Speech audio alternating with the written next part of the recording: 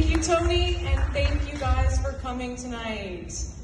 I had the pleasure today of taking through some of the amazing kids and adolescents that you guys just saw on the video through 2 ninja sessions. And I can tell you what Tony and Triple Threat is doing over there is absolutely outstanding. And I think I might have seen Tony get a little teary during that last video, which I do the same when it comes to what I've done coaching and the breakthroughs that I've been able to have with my students and or adults.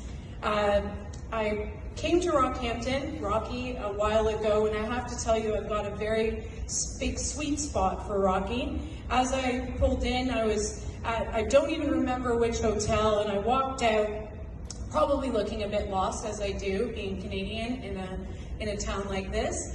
And a family saw me and they said, "What are you doing tonight? Are you okay?" And I'm like, yeah, just looking for a nice restaurant. Do you want to come to the rodeo? Little did they know that I've ridden a bull in Bandera, Texas, which I will get back to in a minute, but I was super excited to. It was a family of about 5. They invited me into the van, which could have been bad, but I felt really good about it. Sure enough, it was to the rodeo, and I had an amazing time. And it reminded me of out east in Canada, where people really just take you in for who you are, and it's like a big family. So thank you guys. Thanks for having me. Thanks to Rocky. Love you guys. I'd like to start by saying one thank you to all the parents in the room for what you guys do for your kids. I'll take you back. I know that you've heard a lot of different very big words, so great job, in my bio, but how it really originated and started for me is my sport background really did define me in business, and it defines me as a person as well. I got into a sport called BMX, which back in the day was not in the Olympics and was very male-dominated. I did not know that, and ignorance is bliss. Originated and started for me is my sport background really did define me in business, and it defines me as a person as well. I got into a sport called BMX, which back in the day was not in the Olympics and was very male-dominated. I did not know that, and ignorance is bliss. However, my parents would have definitely. And what I'm wearing tonight is well suited because I was an extreme tomboy, wearing, as you could imagine, Haro BMX shirts, buzz cut, and did not worry about what the world thought of me. I went on to be a Canadian national champion for 7 years, when I think when I turned 7, and then became 8th in the world at BMX racing. And at a young age, I know that gymnastics, where am I going to with Triple Threat and how this really impacted me, is that today at the Ninja course, there were probably an even amount of male and females. And that in itself is an amazing thing. And I'll tell you why, because BMX was male dominated, and at a young age, I grew really thick skin. I wasn't in a female sport, and at about age of 10, you know, that's when things really start to come back to you, that you've got yourself into something that you know is going to be tough to excel in because you are a female right now. Now, at 10 and then moving forward, I then became an ice hockey player, so playing hockey, which back when I played hockey as a girl, we did not have a change room. I usually got changed in the bathroom when the guys had a huge change room to get changed into.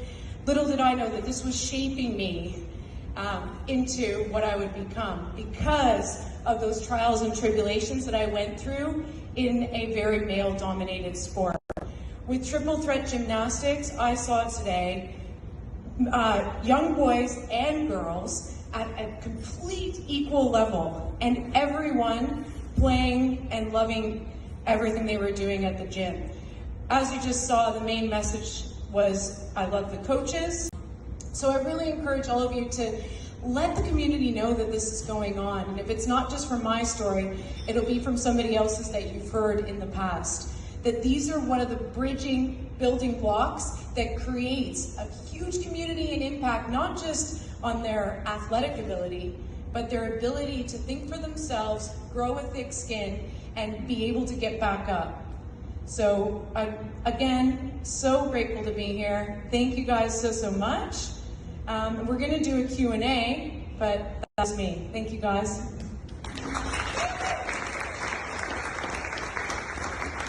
Ninja community is the same, because we're all a little bit different. We like to live a little bit on the edge. You know, you don't go to gymnastics or ninja unless you are ready to, like today, jump and do flying ninja kicks into a bunch of pads, not caring what. Fantastic thing that you guys are doing by getting them in to see Tony at Triple Threat Gymnastics.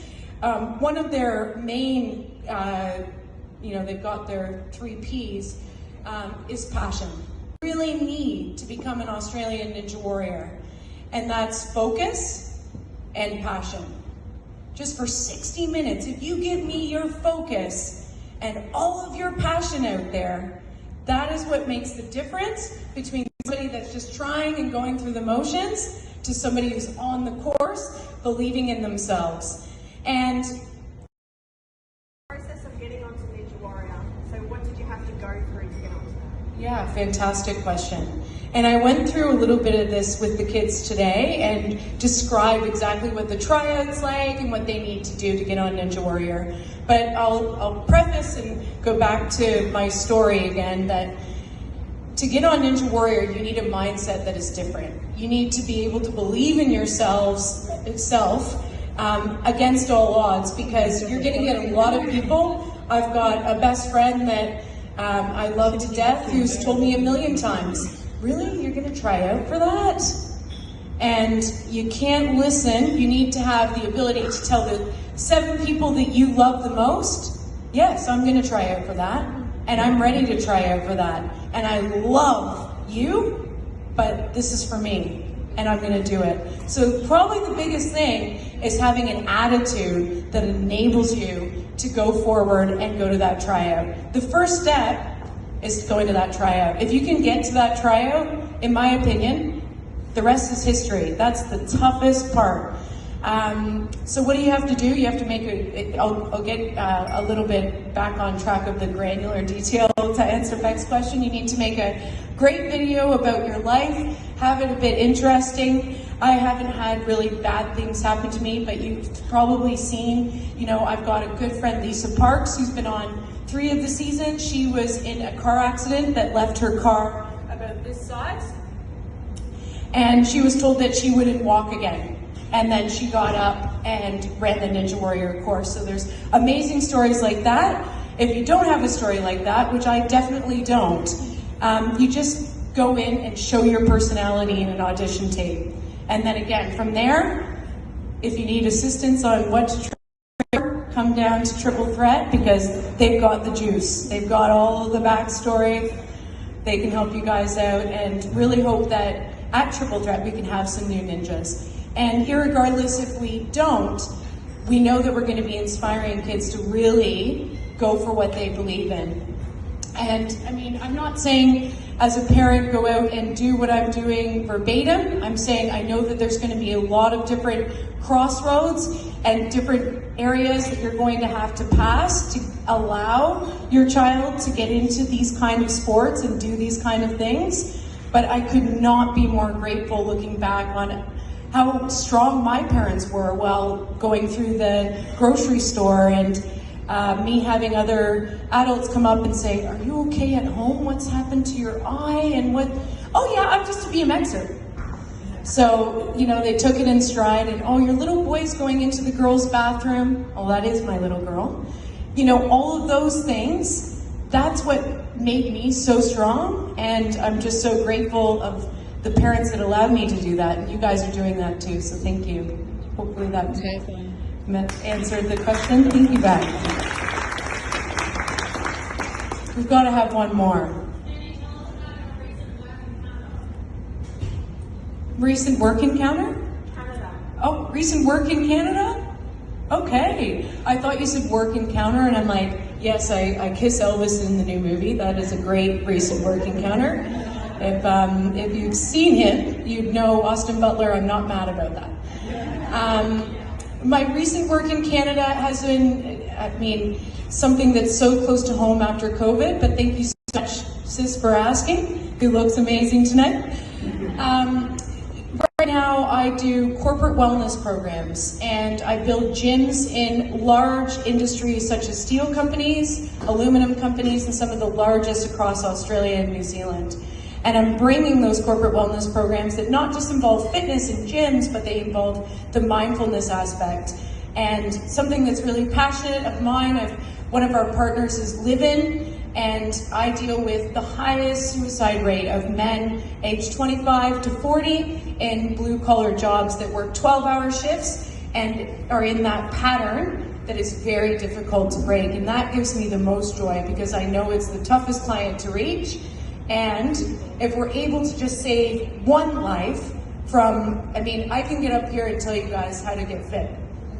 You go to the gym and you eat properly.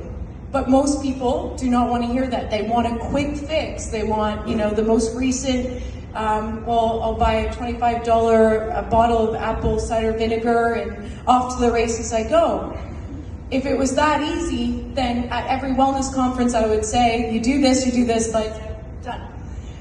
So what I'm bringing to Canada is that mindset piece, which I'm so excited about, and it's the body-mind connection, what happens to your mind when you exercise and what it releases in your brain and why it makes you feel really good with all of those amazing endorphins. So that's my most recent project, is bringing corporate wellness to some of the largest steel companies in Canada. Thank you. All right, family.